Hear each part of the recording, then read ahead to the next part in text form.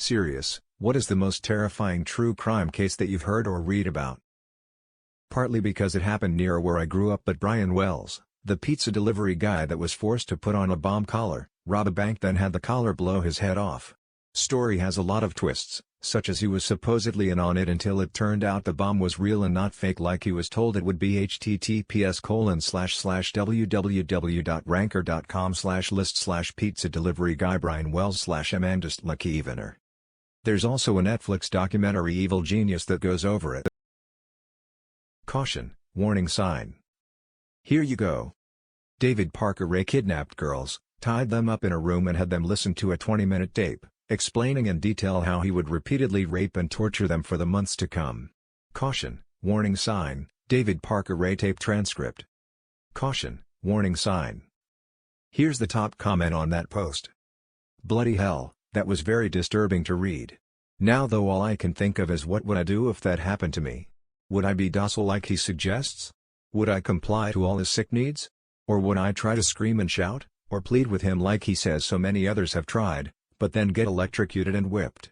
I mean, he says that it will only be for a couple of months. If you believe this, would it be easier to just get it over and done with, or would your survival instinct cut in? The woman who did escape was so lucky, and she was only there for 3 days. Any other women on here, what would you do?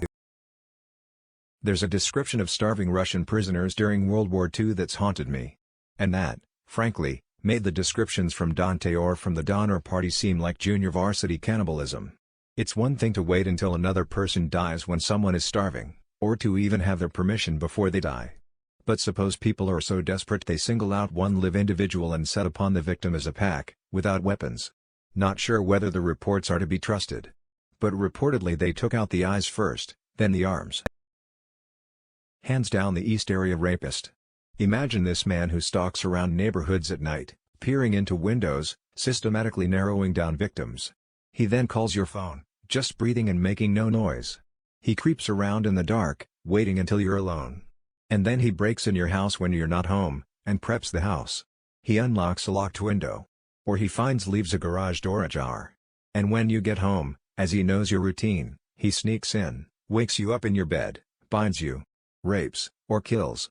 Pilfers through your house and leaves. He did this to dozens of women before he ever actually killed anyone.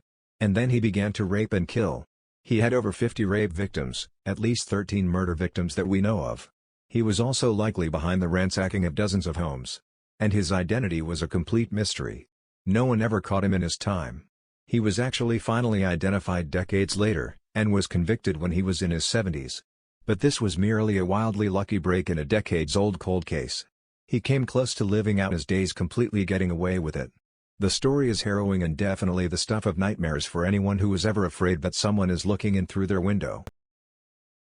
Watched one recently on Lori Vallow. She and her affair partner, Chad Daybell, both killed their spouses, married soon after, and killed her 2 children and buried them on their property. One was dismembered and burned and the other was found in his pajamas wrapped in plastic and duct-taped. They had a list of friends and family members ranked as light and dark spirits/zombies and were on a mission to kill them all. I think I found it so disturbing because they used their religion to justify killing anyone that pissed them off. She literally cut up and burned her daughter because she was being a difficult teenager. It was kind of unreal to listen to her grown son call her, in prison, and try to get some sort of admission or apology out of her. She was just like you wouldn't understand, like she was doing something meaningful. Zero remorse. Like I would never want to feel sorry for someone so disgusting and depraved, but at the same time she sounded completely brainwashed, like she had lost her damn mind. Saying her husband was possessed by a demon and she was a god and shit. And I felt so bad for her husband because he tried to warn everyone she was crazy and get the cops to help and to protect his kids too, but everyone ignored him and most of her family members wouldn't speak to him. He died with barely anyone fighting to help him. On Netflix, Sins of Our Mother. Junko Furuta. Also by far the most heartbreaking I've ever heard of. I'm not queasy, but reading those details about her case is just beyond horrific. If I could go back in time and save any human being, it wouldn't be my cousin who died in a car crash. It would be Junko. She was such a brave and strong girl and no one deserves to suffer like she did. This happened a city over from where I live. A woman was convicted of cutting an unborn baby from its mother's womb. The attacker was a former nurse, and posted an ad to sell baby clothes. The 7th-month pregnant woman who answered the online ad was beat and stabbed, and the attacker cut into her uterus and removed the fetus. The whole reason for this attack was that the ex-nurse had been going along with the ruse saying she was pregnant, and her partner believed her.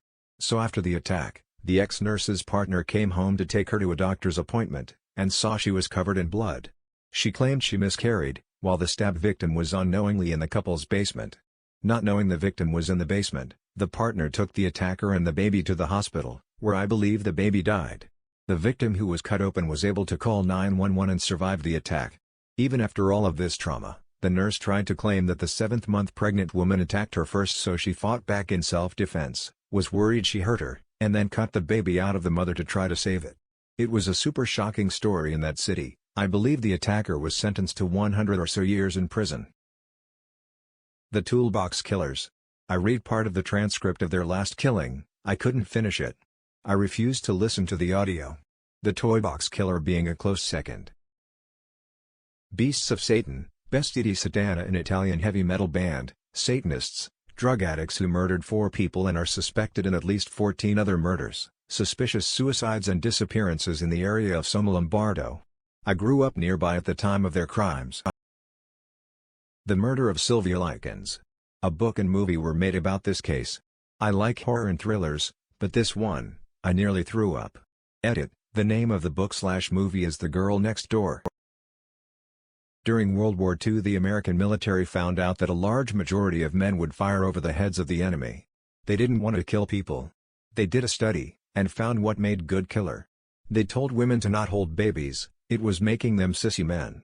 This was the standard advice for women in the 40s and 50s. A researcher named Harry Harlow thought this was crazy. He raised monkeys that were isolated from their moms. The isolated monkeys grew up to be seriously maladapted. The monkeys could not function socially. They were violent, and sexually estranged. These monkeys had violent sex, and often kill female monkeys. Female monkeys hated sex. When forced to reproduce, they often killed, and ate their babies. These experiments only did what women were told to do with their children. 20 years after this horrible parental advice, there was spike in serial murders in America. This spike started in the 60s, and lasted to the 80s. They don't teach you that in school.